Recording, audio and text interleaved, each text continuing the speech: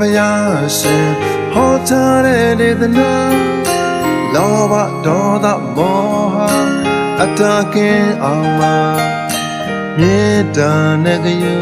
ဏာမုရိဒာချုံကဥပိ္ပခတရားလက်ခံထားရမှာအနေနဲ့အတလောကဓမ္မတွေဟာဖြစ်ကြပြက်ကြသင်္ခါရအကြောင်းအကျိုးတွေပါတွေ့သမျှပြောသမျှလုပ်သမျှအလုံးတွေမှာကိုယ်တော်ဖြစ်အောင်ထောက်စဉ်ကျင့်ကြံပါမကောင်းမှုတွေဆောင်တာကောင်းမှုတွေဆောင်ပါကျူးစင်အောင်စိတ်ကိုထားလို့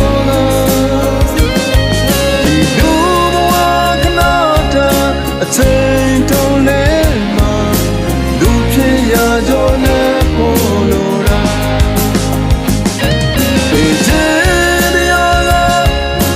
လူတွေနဲ့နေလေးမှာပါ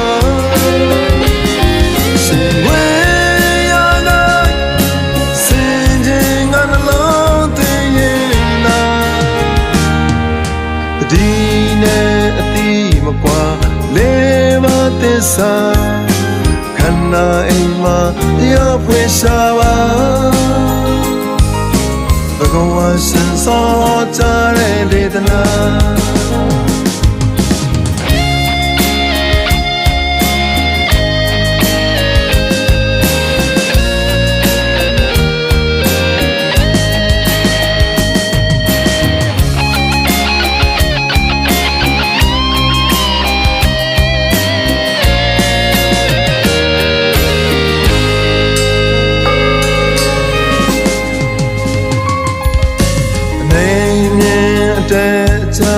လောကဓမ္မတွေဟာ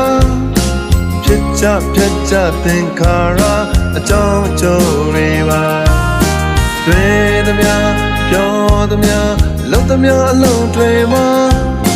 ကိုယ်တော်ဖြစ်အောင်ထောက်စဉ်ကျင့်ကြံပါမကောင်းမှုတွေဆောင်ပါကောင်းမှုတွေဆောင်ပါကျူးစင်အောင်စိတ်ကိုထားလို့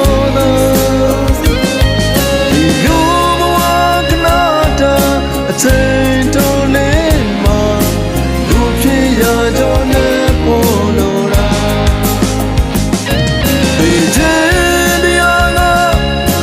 လူတွေနဲ့နေလေးမှာပါရှင်ဝေးရနာစင်ချင်းကနှလုံးသွင်းရင်နာဒီနဲ့အတိမကွာလေးမသစ္စာ